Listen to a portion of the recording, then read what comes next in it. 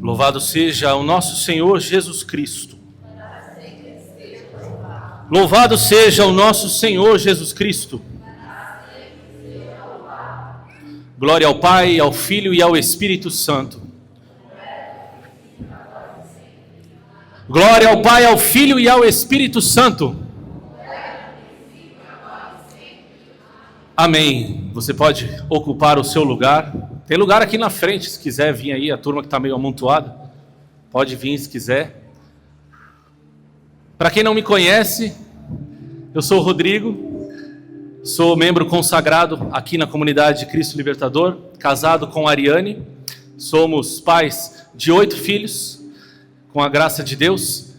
E para mim é uma bênção poder estar aqui, partilhando com vocês um pouco daquilo que Deus fez em nós e tem feito através de nós. Na nossa vida, na verdade, já quero começar falando um pedaço do nosso testemunho.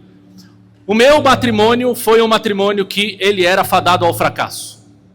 Para quem conhece a nossa história sabe que no início do nosso matrimônio, depois de 5 anos mais ou menos de casado, eu vivi os primeiros 5 anos com uma vida dupla, né? Uma vida de traição com a minha esposa. Revelei para ela aquilo que eu fazia, como eram a nossa realidade.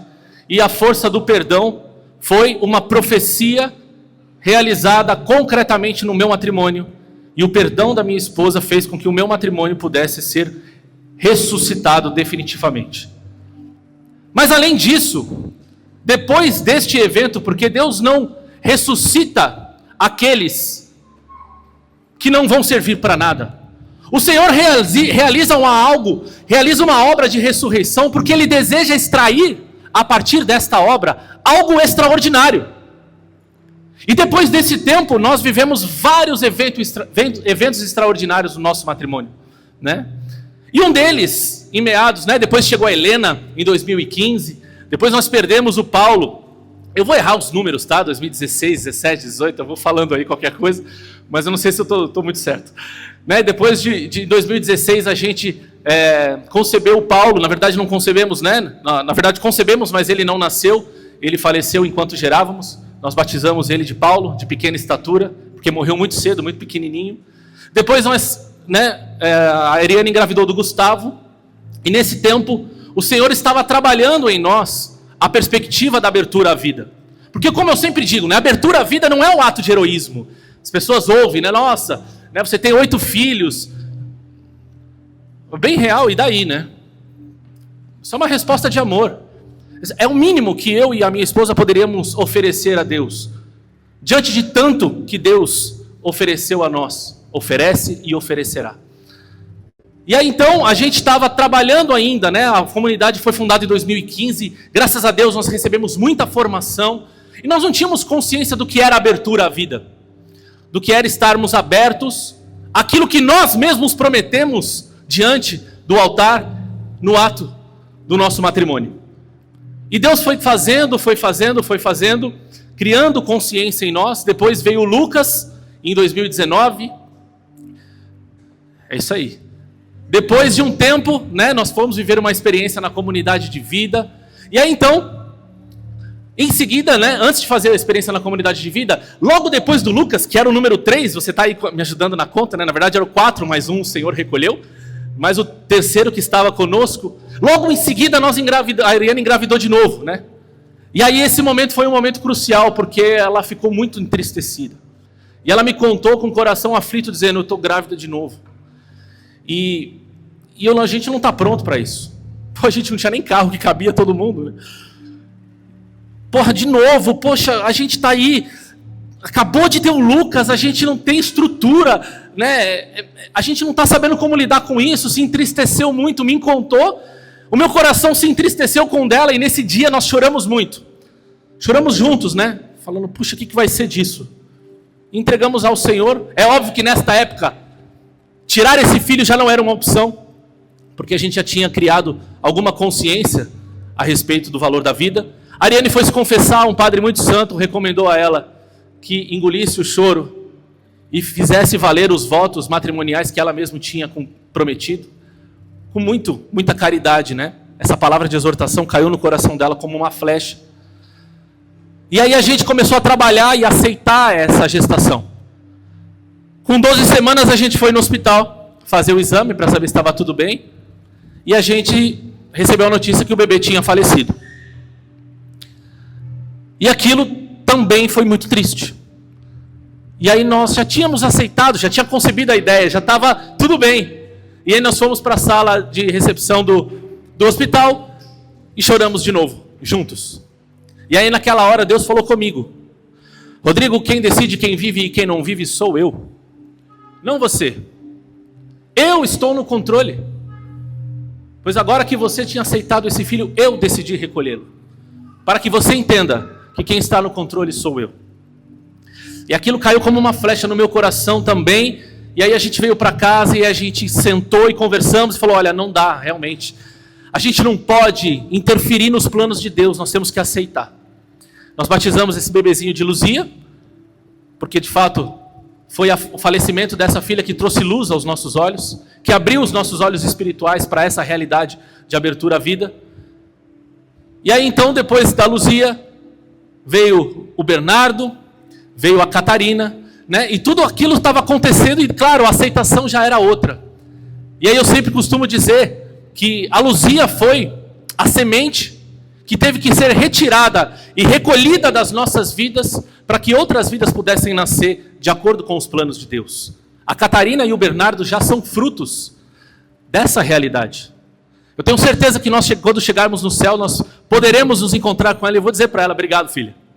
Porque o curto espaço de tempo que você permaneceu conosco foi suficiente para converter os nossos corações. Você cumpriu a sua missão. E aí então, a gente entendeu e aceitou isso com muita caridade. Por que eu estou contando isso para vocês? Porque nós somos o luzeiro. O Senhor, enquanto nós rezávamos, me dava a imagem de várias pequenas velas que se reuniam nessa capela para sair daqui incendiados e sermos sinais, interferência, referência, sinais verdadeiros da graça de Deus e sinais de vida numa realidade de morte que está a nossa sociedade de hoje. Porque hoje é muito mais fácil. Temos um carro com placa FBW 4929. É para tirar ali da garagem. Obrigado, querido.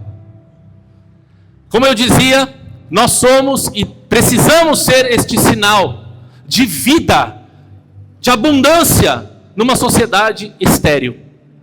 Numa sociedade estéril. Isso se dá através da família, através de um relacionamento bem estabelecido, de um relacionamento que entendeu qual é o valor do matrimônio, qual é o valor verdadeiro da família. Depois de algum tempo, né, a Catarina está indo para 12 meses, para um ano. Quando ela tinha mais ou menos 10 meses, nós fomos convidados a fazer uma missão lá no Paraná. Uma missão muito especial, a minha família, a família do Gui, todas as crianças. Passamos uma semana evangelizando todas as escolas da cidade. Conversamos com mais de 3.000 crianças. E uma semana antes eu tinha saído para viajar. Eu viajo, né, trabalhando, e aí eu fiquei 3 dias fora. Quando eu cheguei em casa, era uma sexta-feira. E a gente ia viajar no sábado e ia ficar uma semana com as crianças juntos e tal. Então faz a conta aí, né, meu irmão? Eu fiquei 3 dias fora. Eu cheguei na sexta, no sábado a gente ia viajar de novo em missão. E aí a minha esposa estava perfumada, né? Estava bonita, estava cheirosa. Eu também estava animadaço. E aí é óbvio que nós... Agora que o Alexandre entendeu, pô. Pô, Alexandre, me ajuda, meu irmão. Eu fui lá, né? Dei um cheirinho. A nega estava toda feliz. E aí é óbvio que nós nos unimos em ato conjugal. Mas uma coisa eu não sabia. A minha esposa, né, nós acompanhamos, né, o ciclo dela, todas as questões através do método de ovulação Billings. E naquele momento havia um risco. Minha esposa sabia disso, porque ela faz o controle. Ela manja do negócio pra caramba, muito bem. Eu não entendo o sorrisinho, mas ela entende da parada. Entendeu? É verdade, ela entende da parada. Aquele momento tinha um risco. Mas sabe o que aconteceu? O Senhor colocou liberdade na nossa relação. o Senhor enraizou definitivamente no meu coração e da minha esposa o valor do matrimônio, o valor da união conjugal, o valor do sexo, o valor do ato sexual, sim, porque é muito santo, é o ápice da nossa vida conjugal, é nesse momento que nós nos tornamos um, é nesse momento que nós celebramos a graça de estarmos unidos, é nesse momento que nós renovamos os nossos compromissos, é no altar das nossas casas, num deles, que é a nossa cama, que nós valorizamos e nos amamos de maneira mais perfeita. Seria puro egoísmo que ela me dissesse, melhor não, porque hoje tem o risco de engravidar. Pô, tem mesmo, mas e daí? Bom, aconteceu o que aconteceu, fomos para a missão, aquela coisa toda, graças a Deus, e aí a gente descobriu que ela está grávida, né? Faz um mês, mais ou menos, um pouquinho depois a gente descobriu que ela estava grávida. E é isso aí! É para isso que Deus nos chama! Para sermos sinais de contradição, para sermos sinais daqueles que valorizam as coisas que valem de verdade. O Senhor nos chama não para sermos egoístas, para nos auto-preferir, para sermos preguiçosos. Não, nós somos sinais de contradição, somos luzeiros. E eu não falo isso por merecimento, como eu disse, a abertura à vida não é um ato de heroísmo, é uma resposta de amor. Nós não somos incríveis, somos péssimos em muitas coisas, mas isso a gente entendeu, e a gente entendeu e nós nos apaixonamos por isso. Pois então, ossos secos, estamos no meio de um seminário, e hoje nós vamos falar a respeito da família. Quais são os ossos secos que assolam a realidade familiar?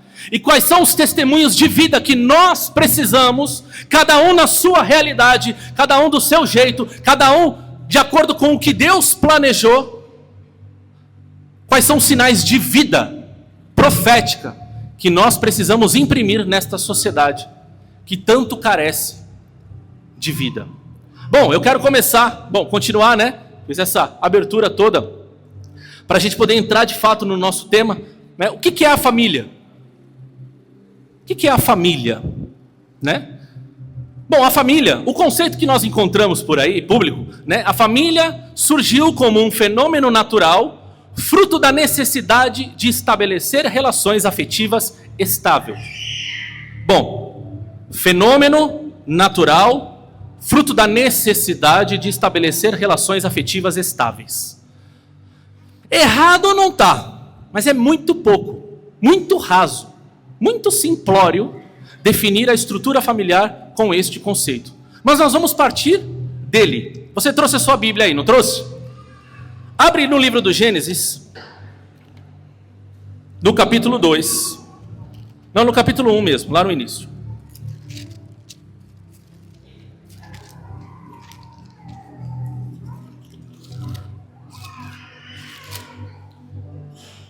Bom, se a família nasceu a partir de um fenômeno natural, então nós vamos buscar lá no início de tudo. Quando é que então definitivamente nasceu a família? E é óbvio que nasceu na criação do mundo. A gente não vai ler todo o texto para nós ganharmos um pouco de tempo, mas eu queria que você ficasse com a sua Bíblia aí aberta no capítulo 1, porque a gente vai passear os olhos no capítulo 1 e passear os olhos no capítulo 2, que é onde está de fato a criação do mundo e a instituição da primeira família. Pois bem, a primeira coisa que eu queria destacar é que na criação Deus foi criando as coisas. E no final de tudo que ele criava, ele dizia o quê? Isso é muito? Muito não é? Ele deixou muito para depois. Ele dizia que era bom. E então ele ia criando as coisas e ele dizia, então isso é bom. Foi criando. E aí no capítulo 1 a gente tem 6 vezes que o Senhor diz, era bom, foi bom, muito bom, excelente, né? Foi constituindo isso.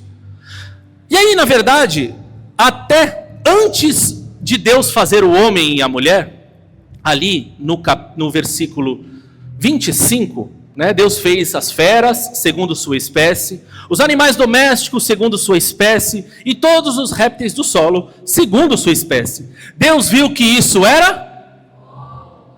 Essa foi a 6ª vez que Deus se referiu como bom ou boa a sua obra de arte criativa.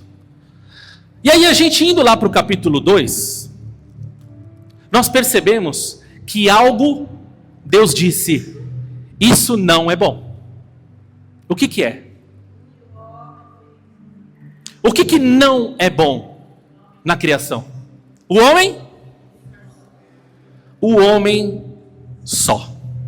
Deus foi fazendo, mas lá no capítulo 2, no versículo 18, Deus disse, não é bom que o homem esteja só. Então, se Deus se deu conta que na tua criação faltava um pedaço de algo, para que a criação de fato fosse completa. Aí a gente volta um pouquinho lá no capítulo 1, e seguimos o texto e a gente vê. Façamos o homem à nossa imagem como nossa semelhança, e que eles dominem sobre os peixes do mar. Perceba que o Senhor aqui está falando já no plural. Eles dominem sobre os peixes do mar, as aves do céu, os animais domésticos, todas as feras, e todos os répteis que rastejam sobre a terra.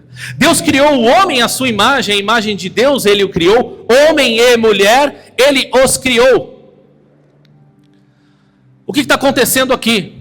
E aí depois, se a gente for lá no capítulo 2, a gente vai ver as referências. Quando Adão olha para Eva e fala, agora sim, eu não encontrei nada na criação parecido comigo, agora sim, ossos dos meus ossos, carne da minha carne, isso é semelhança comigo, agora sim. E se a gente lê o finalzinho do texto do capítulo 1, Deus faz a referência.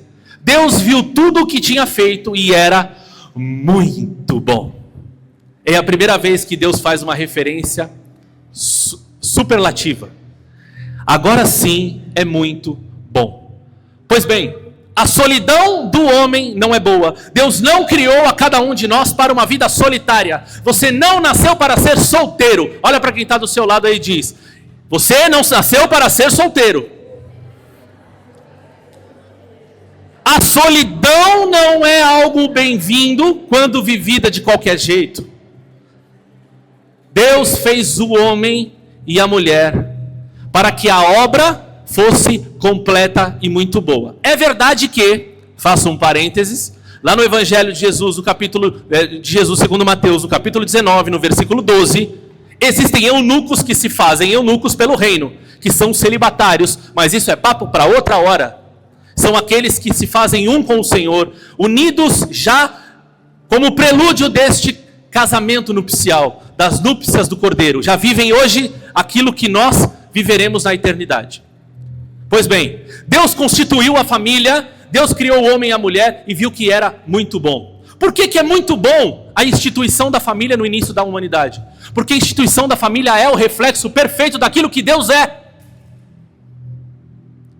Em comunhão, por exemplo, perfeita de amor.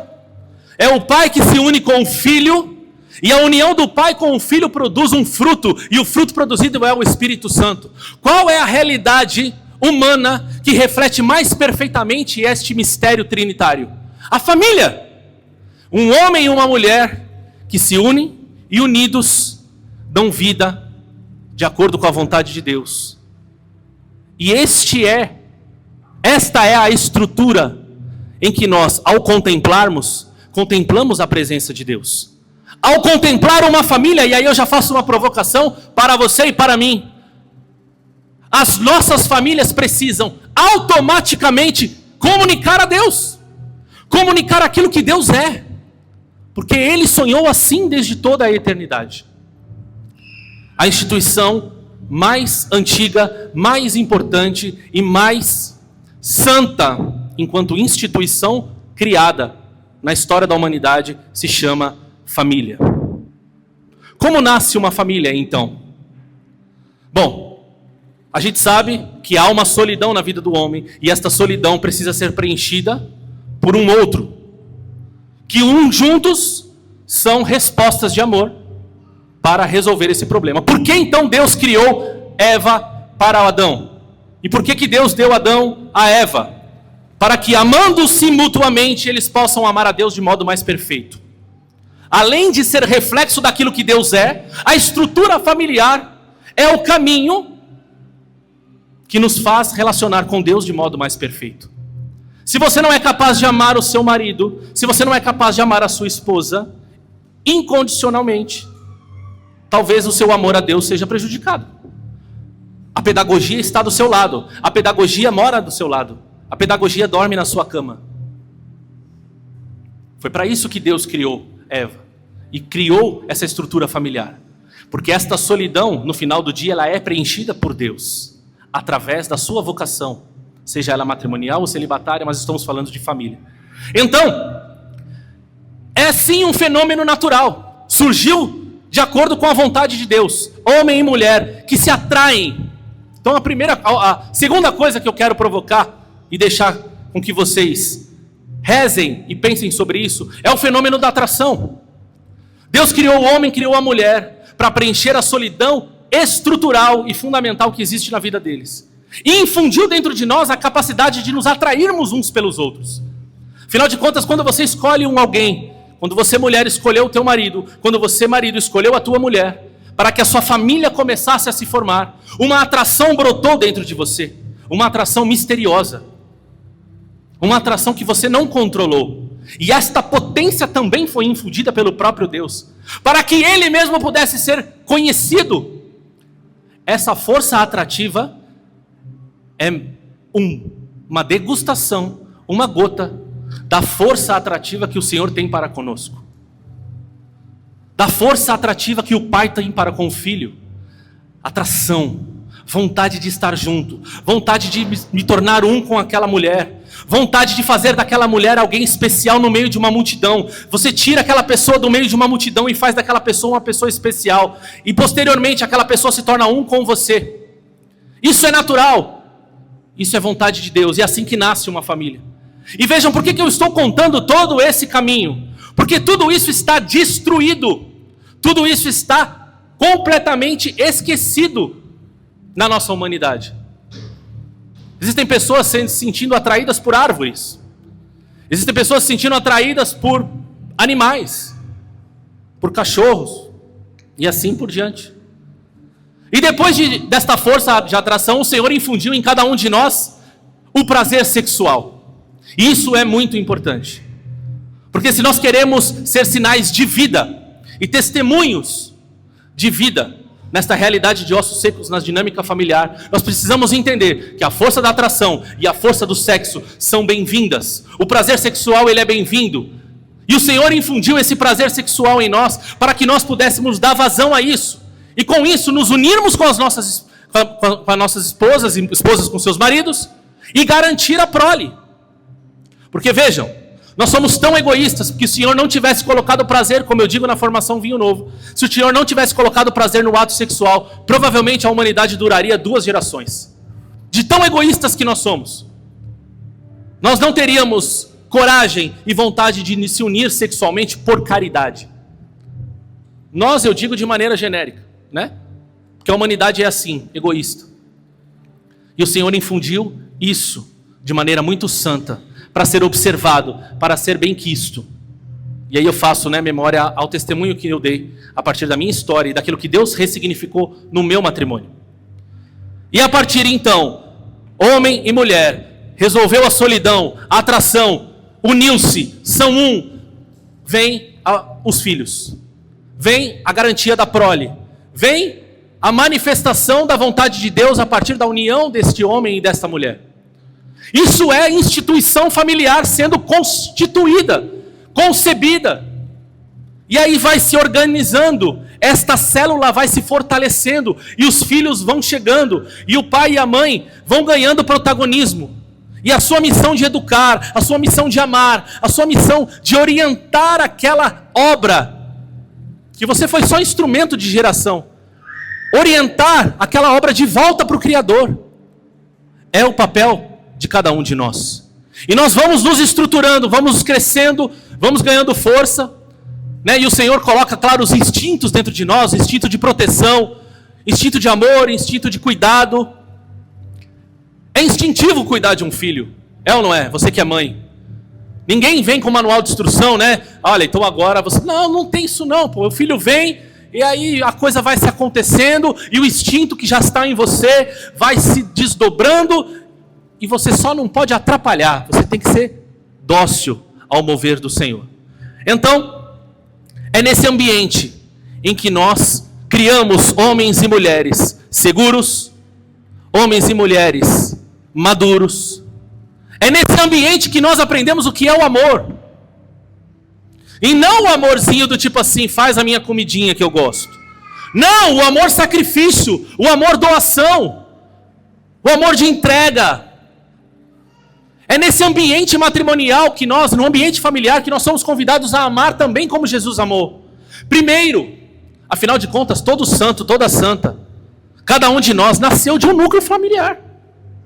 E quando você era criança, a tua referência de amor é o teu pai. A tua referência de amor é a tua mãe. É nesse ambiente que você vai aprender. E nós precisamos, enquanto homens e mulheres, sermos profetas que testemunham com a vida o que é o amor, doação para as nossas famílias e por consequência, e a partir disso, para toda uma sociedade, para toda uma humanidade. Uma família bem estruturada pode mudar o mundo. Dizia Santa Teresa de Calcutá, e também eu acho que São Padre Pio. São Padre Pio profetizou que uma criança que foi abortada numa confissão que ele fez seria papa. E Santa Madre Teresa de Calcutá profetizou que a cura, ou da AIDS ou do câncer, que eu não me lembro agora, também estava na inteligência de uma criança que foi abortada. Uma família bem estruturada, decidida a fazer com que a vida prevaleça, pode mudar o mundo. Talvez um desses possa nascer na tua família. Um santo, um papa, alguém que vai influenciar uma sociedade inteira.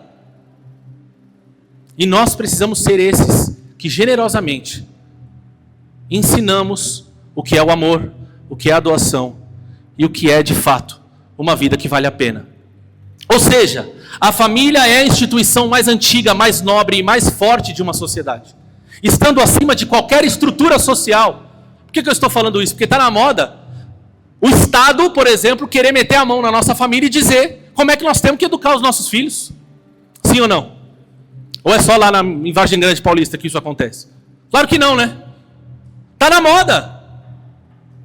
Se o seu filho tem que fazer isso, ser aquilo, a sexualidade do teu filho, as ideologias para a tua família, quantos filhos você tem que ter, se você tem que ou não ter filhos, se o teu marido vale a pena, se o teu marido não vale a pena.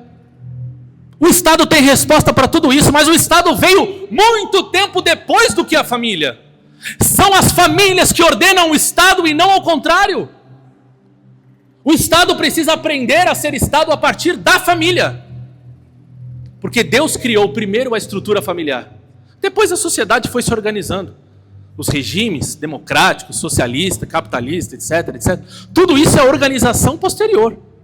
Que não pode e não deve influenciar na minha e na sua estrutura familiar. Nós participamos disso. Mas a partir do momento que isso toca em valores caros, fundamentais e estruturais, porque vejam, família é reflexo daquilo que Deus é. Deus não se vence em generosidade de vida, sim ou não? Sim. Deus não se vence em doação. Deus não se vence em sacrifício. E as nossas famílias têm que ser reflexo disso. E aí vem o Estado e fala, não precisa, não façam isso. Aí vem o Estado e começa a fazer com que toda a vida que nós geramos seja minada. E os ossos vão aparecendo e vão ganhando protagonismo.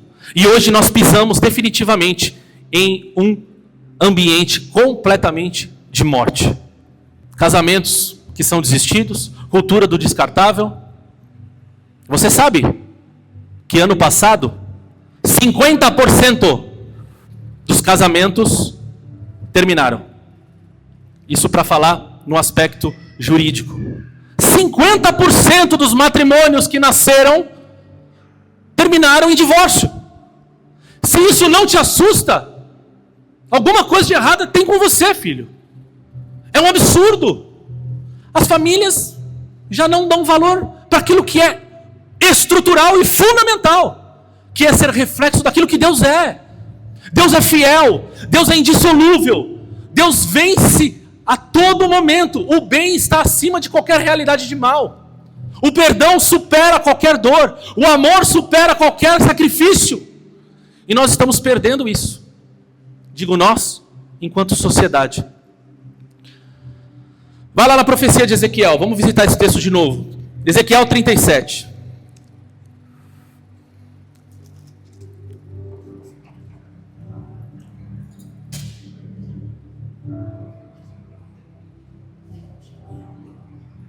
Ezequiel 37.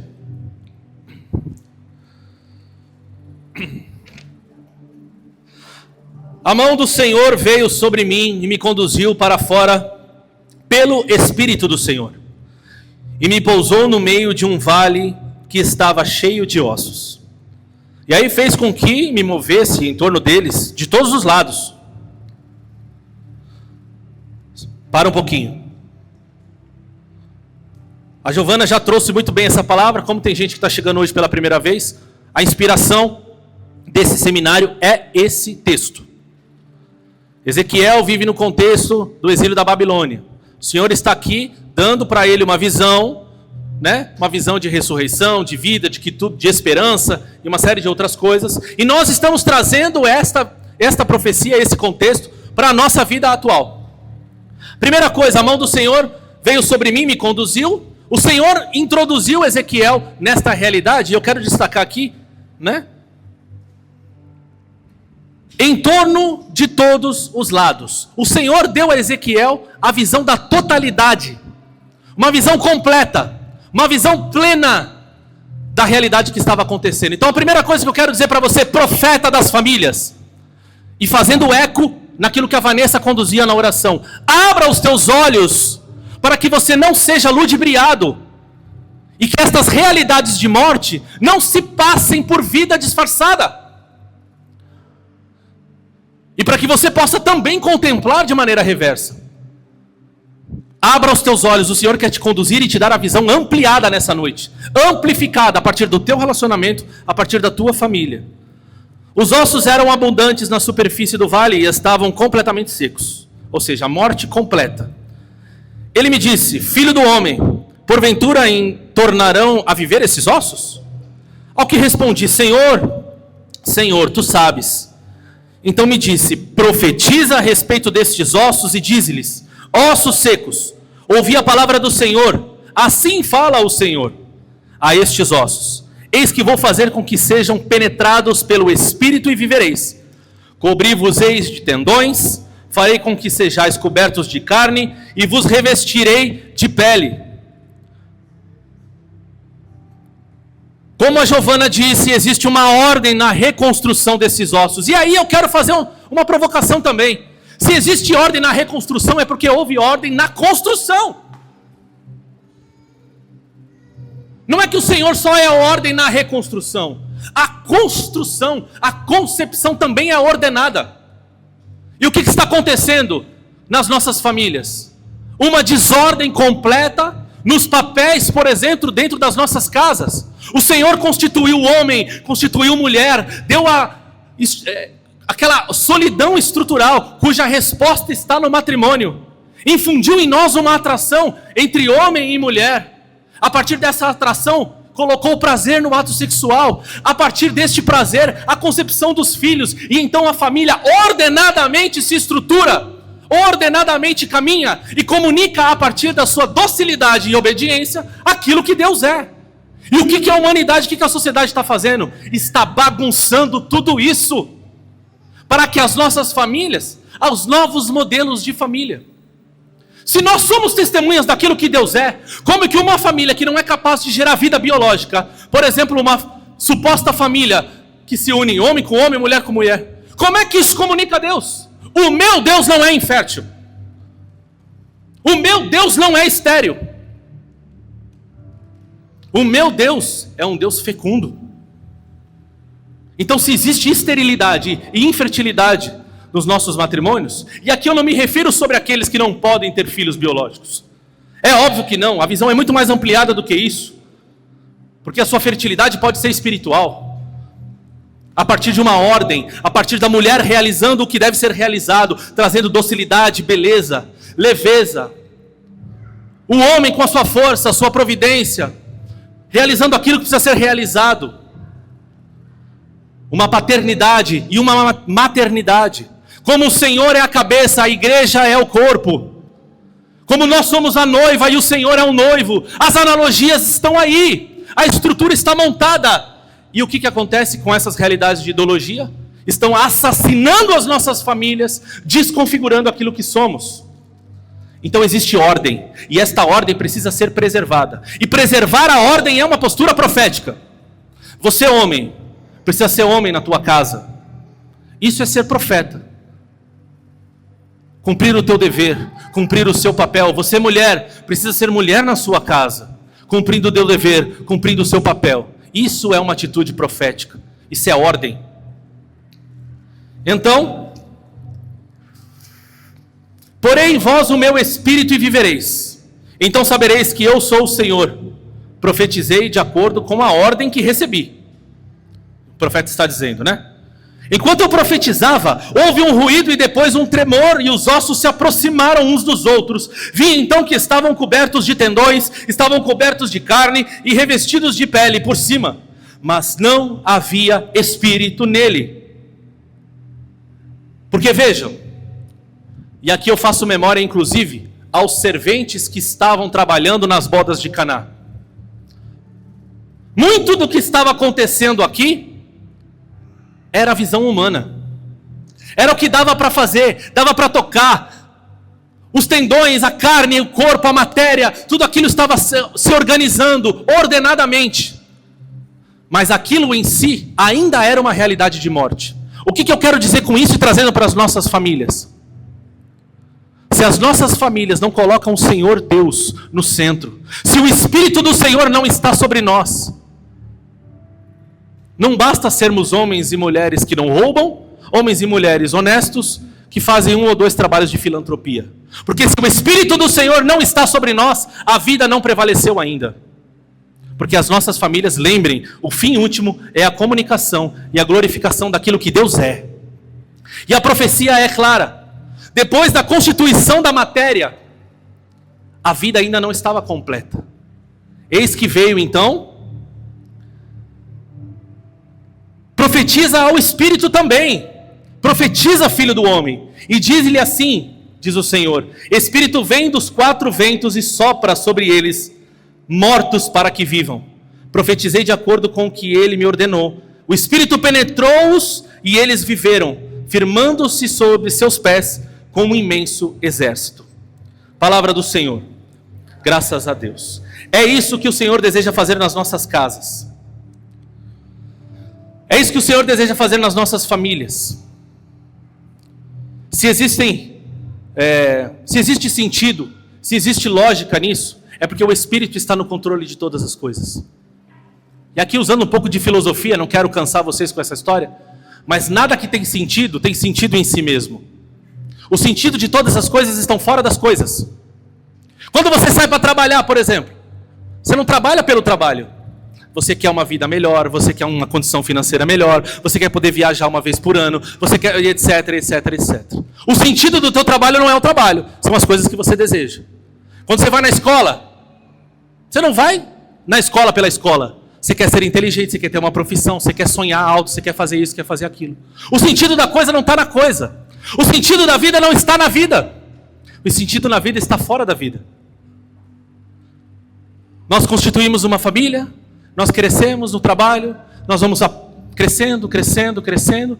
E aí você fala, agora o que eu quero? Eu quero um carro melhor. Aí você compra um carro melhor, mas e aí? E aí eu quero um filho, e aí o filho vem. E aí eu quero mais, eu vou. E aí? Qual o sentido? E no fim de tudo, se o sentido não estiver fora da vida, a sua vida não tem sentido. Estão entendendo? Se o sentido não está fora da vida, se o sentido não é a eternidade, a tua vida não serve de nada.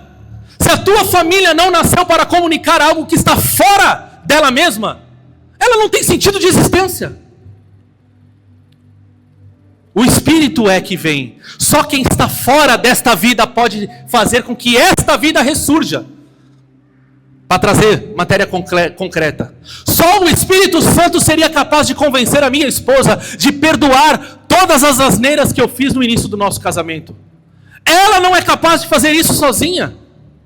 Só o Espírito, se Ele está sobre as nossas casas, sobre as nossas famílias, é capaz de nos fazer amar, nos doar, nos sacrificar. Porque nós, por nós mesmos, não somos capazes. Porque não tem sentido. Eu tenho certeza que eu vejo isso, falo com os meus colegas de trabalho. Eles dizem para mim, Rodrigo, não tem sentido você ter tudo isso de filho. Eu falo, não mesmo. Porque o sentido não está neles, nem em nós. O sentido disso está fora disso. Mas a gente não tem muito tempo para conversar sobre isso. Mas o sentido disso não está nisso. Está muito fora disso, né? Então, nós precisamos constantemente entender que o sinal profético que o Senhor deseja para cada um de nós é voltar àquilo que nós deveríamos ser desde sempre e desde toda a eternidade. Voltar à configuração original. Voltar ao sonho de Deus original. Né? Quais são as realidades? Eu anotei aqui algumas realidades de morte evidentes que nós precisamos combater a partir de tudo isso que nós meditamos. Confusão de papéis, especialmente após a Revolução Industrial e Sexual. Homens que já não querem mais assumir compromissos, colocam o trabalho acima de todas as coisas, querem conquistar o mundo, o dinheiro, mas não querem se gastar em favor das suas famílias. As mulheres que precisaram trabalhar e a partir desta necessidade de trabalho não se colocam disponíveis a ter filhos. E eu não estou dizendo aqui que mulher, que você não tem que trabalhar, não. Eu não participo dessa bolha católica que fica pregando essas coisas, não. Nós não participamos disso. Se você precisa ajudar o teu marido na tua casa, ajuda, filho. Está tudo certo, está tudo bem.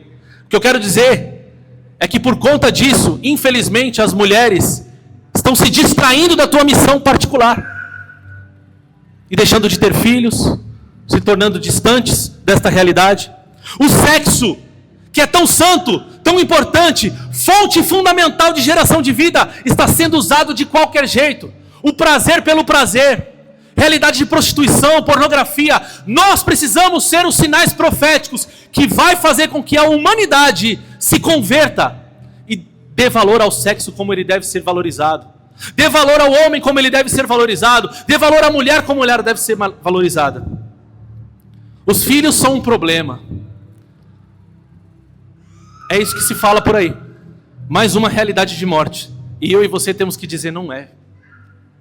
Não é um problema. Eles são queridos, eles são amados, eles são desejados. O casamento já não faz muito sentido, a cultura do descartável. É aquilo que eu dizia, né? 50% dos matrimônios já não existem mais. O advento da realidade homossexual, ou seja, o homem está completamente desgovernado da sua missão particular. Homens fortes criam tempos fáceis geram homens fracos. Você já ouviu falar dessa frase? Né? Eu quero te convidar já a ir se colocando de pé. Vai se colocando de pé agora.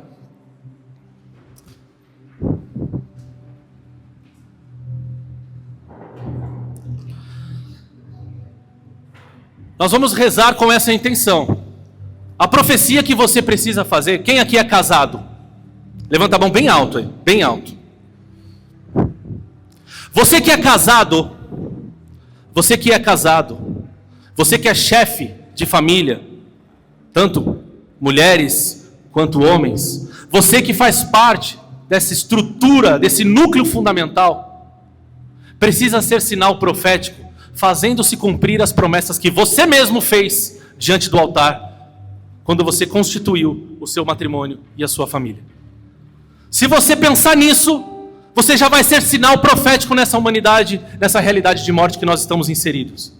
Amor, fidelidade, abertura à vida, voltar os filhos na educação para Deus, amar ao Senhor sobre todas as coisas, fazer valer a minha vida, dar sentido para ela, buscando sentido fora dela. O sentido não são as minhas conquistas, o sentido não são os carros, as casas, as roupas que eu uso.